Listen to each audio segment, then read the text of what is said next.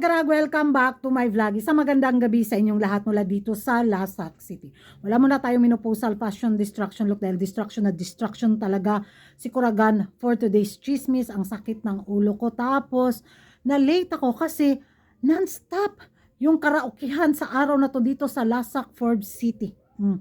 Yung mga kapitbahay ko nagwalwal ng todo sa kantahan kaya hindi ako nakapag-vlog. Hanggang ngayon, panay pa yung pa-music kaya dito na lang ako magipagchismisan sa loob ng kwarto ko. At well, i-update ko din kayo sa kaganapan sa ating chismis with a cause para sa pabahay ni Tatay Silino. So, kanina pumunta ako kasama yung bayaw ko kasi sila yung magkakarpentero ba para sa bagong bahay ni tatay kasi sinuri namin yung bahay ni tatay, hindi talaga siya pwede lagyan ng bagong yero kay mahugno gyud ang bubungan niya mga karag-karag.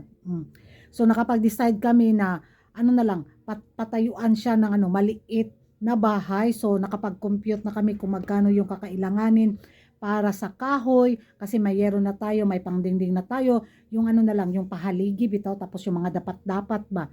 So okay na siya mga karag-karag. So masimula na namin to next day kasi bibili na ako ng mga pakahoy ni tatay kasi meron ako mga listahan. So yun, excited ako sa magiging big time project natin ang pabahay ni Tatay Silino kasi hindi na talaga siya pwede lagyan pa or tapapan pa yung niya, yung bahay niya kay mga gabok na jud o mga dapat mga karag-karag kung sa Bisaya pa. Kaya update ko kayo next day mga karag-karag. Kaya maraming salamat talaga mga karag-karag sa inyong walang sawang suporta sa ating chismis with a cause dito nga para kay Tatay Silino, kay Inday Hilen at kay Lula Hilda.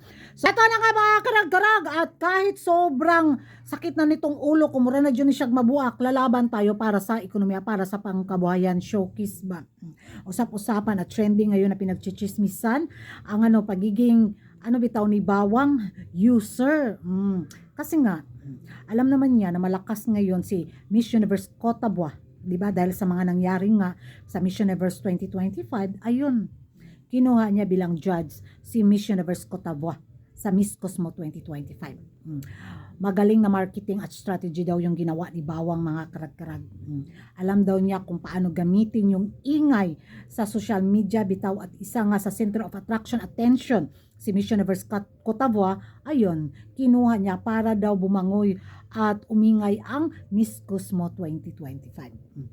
So, gigil naman ang panig ni Uncle daw kasi nga puro na lang daw Miss Universe yung kinuha ni Bawang sa kanyang papageant. So kulang na lang daw kopyahin ni Bawang ang Miss Universe setup ba. So abang lang tayo, papunta na dyan. So kasi si Madam Paula tapos si Sando. So puro galing Miss Universe yung nasa panel of judges system galore ni Bawang sa Miss Cosmo 2025. So ang style daw nito ni Bawang is kukunin daw nito mula kay Madam Paula ang strategy kung paano yung pamamalakad at pagbuo ng Miss Universe pageant para malamangan daw ni Bawang ang Miss Universe. Onsa man! Kadali!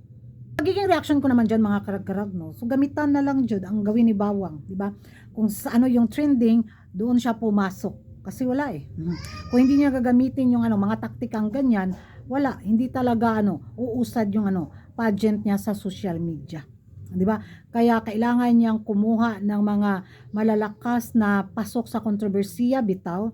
Kaya gamit na gamit si Miss Universe Cotabois sa papageant ni Bawang at support naman yung mga ibang beauty pageant lovers para ipamukha daw kay Paringra o kay Mang Kanor na hindi problema kay Miss Universe Cotabois ang visa.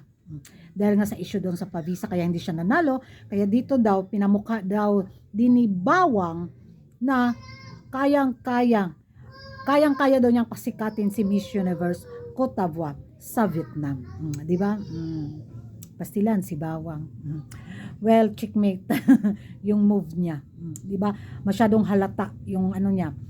Yung kasakiman din ni Bawang ba sa popularidad bitaw ni Miss Universe Cotabois para sa kanyang pansariling pang-interest sa kanyang papageant. Yun yung magiging reaction ko mga karag-karag. Ewan ko sa inyo kung magkapareho ba tayo. So abang na lang tayo nito kung sino yung putahing niluluto niya sa kanyang papageant sa taon na to. Teka lang mga karag-karag, parang nalaglag yata si Chelsea Fernandez doon sa Pasamit speech galore nila, di ba? Parang top 27 lang yata siya. Kung mali ako, comment down below kasi wala nawalan talaga ako ng amor sa papageant na to. Tapos yung mga panel of judges bitaw kung maka-chair sa kanilang mga kandidatang nilalaban sa kanilang bansa, lantaran masyado. Syempre nakakadismaya ba, di ba? So, ewan ko sa inyo mga karag-karag kung ano yung mga update din na chismis na lalalaman nyo. Comment down below. Kung hindi ka pa nakapag-subscribe sa YouTube channel ko, don't forget to like and subscribe ko karag and hit the notification bell para updated kayo sa mga latest kaganapan at late night chiga sa mundo ng beauty pageant. Thank you for watching. Bye-bye.